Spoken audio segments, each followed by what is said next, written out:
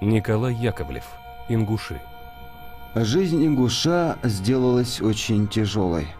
Но ингуши не мирятся со своим положением, не хотят вымирать и начинают упорную борьбу с насильниками.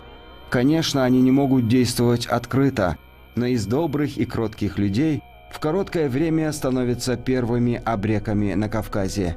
Грабежи и убийства в станицах и даже среди бела дня во Владикавказе. Ограбление поездов, организация целых отрядов, вооруженной рукой отстаивавших права ингушей на жизнь и место под солнцем. Все это слишком осязательным и неприятным образом доказывало русским властям и более привилегированным соседям, что ингуши отнюдь не думают безропотно вымирать.